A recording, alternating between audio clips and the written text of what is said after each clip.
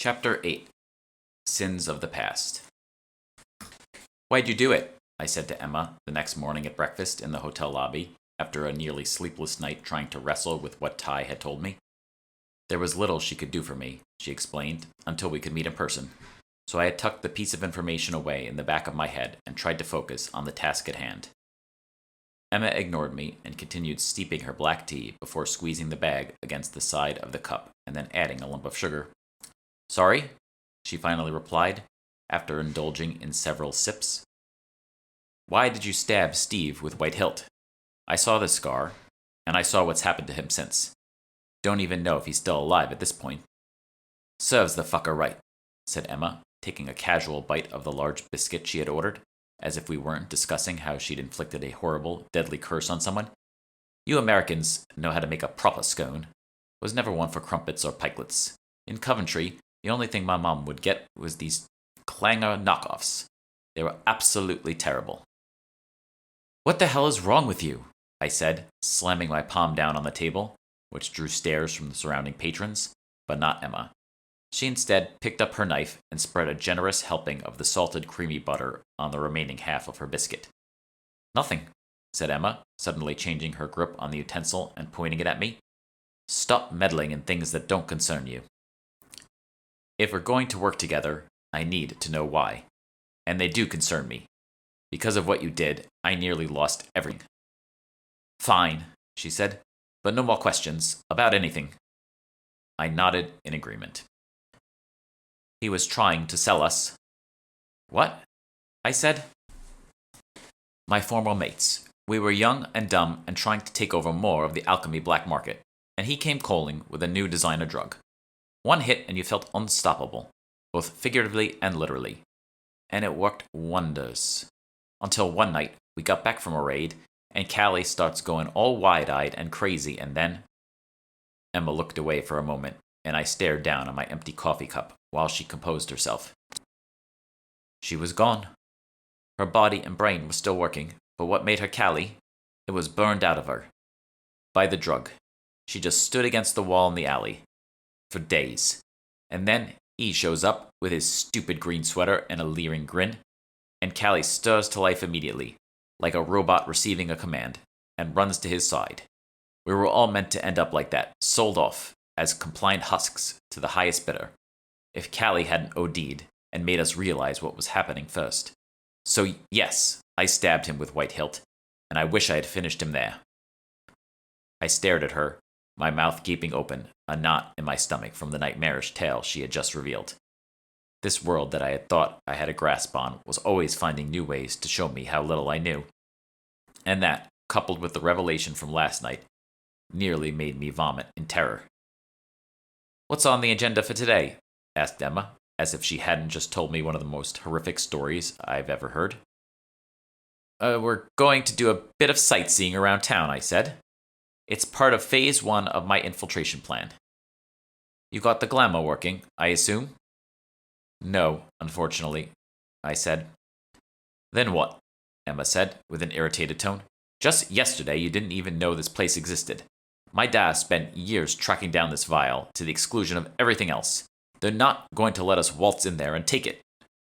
"On that point, I agree. First, though, we need to find out where the vial is being stored, by accessing their internal computer network.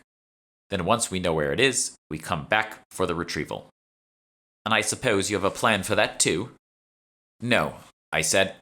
"That I will be relying on you for, and figuring out how to disarm any traps or wards or whatever alchemy is guarding the vial." "Ugh, fine. I'll work on it, but I'll need some time." "That's okay, because Phase 1 will take at least a week. How do you like these, by the way?" I pulled a set of blonde wigs out of a bag sitting under the table and held them up for Emma to see. "I'm good, thanks," she said. "But I think you'd look okay as a blonde. Doesn't class too much with those freckles." "Thanks, I think." "Well, if you're not going to wear a wig, then an enormous sun hat, sunglasses, and some bright lipstick are in your future. If you can talk without your accent, like you did on the phone before, then that would help even more." "I thought the point was not to stand out," said Emma. "No, that's for Phase 2. In Phase 1, you are going to be invited into the library as an honored guest, with me playing the role of your overworked and mistreated assistant. I don't understand. Say hello to your cover identity, Zazie Scott, makeup expert and influencer. I handed her my phone, which displayed a brand new Instagram account for the persona I had created earlier this morning. You're joking. Nope. The library has a lot of pigments that were used for makeup hundreds of years ago. Zazie is going to be launching her own line this fall. This will be perfect synergy. Sure, theoretically, but this Zazie person you've dreamed up has no influence over anyone. Not even a single picture or follower. It's only 11, I said. By tomorrow morning, you'll have hundreds of posts and 100,000 plus followers to boot. How? What kind of assistant would I be if I couldn't deliver that? Today, though, we need to actually take some real photos about town for some authenticity.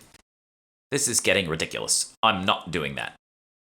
You have nothing to lose if this doesn't work. Me? I stand to lose everything. Tell me, what will Dahlia do to me if we fail? Well, said Emma, pausing to take a sip of tea and a bite of her biscuit, your token will be given to someone deemed worthy. Then I imagine your memory of the past month will be erased, hopefully in a pleasant manner, and you'll either wake up in your bed or in a mental institute, depending on how she's feeling that day. Wow, I said. That was worse than I was expecting. Yes, said Emma. But point taken. We'll try it your way, for now. And I guess I'd rather have you in the third Brukellen seat. The devil you know. I'll take that as a compliment, I said. Finish up your breakfast then. Fenway Park awaits. 6 hours and even more outfit changes later, we made our way through the double doors of Quincy Market.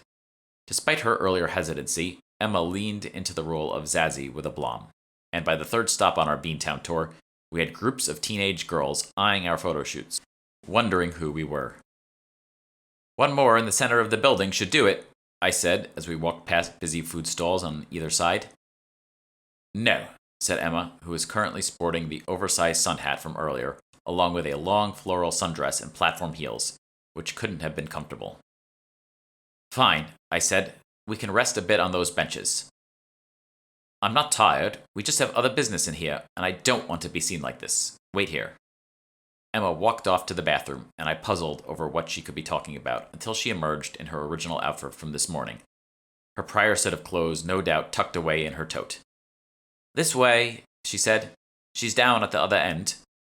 Who is? I asked, but didn't receive a response. The east end of the hall transitioned from food to clothing and accessories, and I wondered if Emma had gone fully into character and wanted to buy an entirely new ensemble for the last photo. But we soon stopped in front of a stand full of random knickknacks and souvenirs, and my confusion only grew when Emma motioned over the teenage girl behind the counter. Maud here? Asked Emma, and the girl shook her head from side to side. No, ma'am. She's off today, the girl said in a thick Boston accent. Of course. Nikki Serrata, is it? Emma said, reading off the name tag that hung on the girl's overalls. You have license to show us around? 'Cause I really don't want to have to come back tomorrow. Not sure what you're getting at, ma'am, Nikki replied. Everything we got here is on display. Is that so? Emma reached into her jean pocket and quickly withdrew a small object, which she plunked down on the counter. I peered over her shoulder to see what it was. A silver token with the familiar Ilarion sigil etched in the middle. The salesgirl's face lit up with recognition, and she nodded silently before raising up a section of the counter and retreating to the back of the stand. Emma retrieved the token and walked through, and I followed, still unsure exactly what was going on. At the rear, we found Nikki crouched down, fumbling with something on the floor. It was a hatch, and when she opened it, a foul smell emerged from the black hole hiding underneath. Be careful as you go down, called Nikki, who had already begun her descent. Emma found her footing on the set of stone steps that corkscrewed down into the darkness, and I had no choice but to join her. Thankfully, dim lights shone up from somewhere below, because otherwise I would have tumbled over the side of the railless stairway. I reached the bottom and found myself in the middle of a long hallway, barely 4 feet across, lit by pairs of familiar red stones on either side. Where are we? I asked as Nikki escorted us down the corridor. This passageway leads us down to the original basement of Faneuil Hall. We moved here in 1762 after a group of anti-witch zealots burnt down the hall the year before. Probably the only time those idiots ever got anything right. My American history is a little rusty, I said. But who is the we you are referring to? Nikki turned around to give Emma a look, as if to say, "Who is this moron you brought down here?" But Emma just shrugged her shoulders.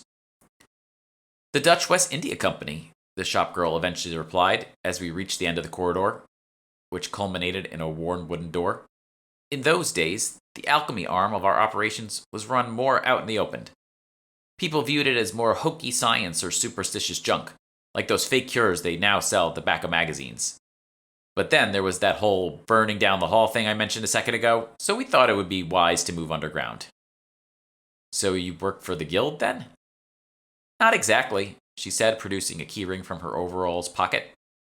"We were spun off as a separate enterprise in the early 1800s. The guild wanted to focus on its questing and magic hunting, and we were left to keep the alchemy economy running." "Let me guess," I said. "You guys came up with a really clever name like The Market or something." "Ooh, close," said Nikki. "We are the Night Market, Boston branch." "And yet," I said, "it's only 5 p.m. "Well, a night market sounds better than plain old market, or so I was told. You could probably find the full account of how the name was chosen in the guild minutes from—" "Enough," interjected Emma. "We just need some basic supplies and a bit of alkahest." Nikki ignored the demand and opened the locked door with a loud click before placing her palm on the wall just to the left of the door frame. Suddenly, the room beyond sparkled to life, and my jaw nearly dropped at what I saw inside.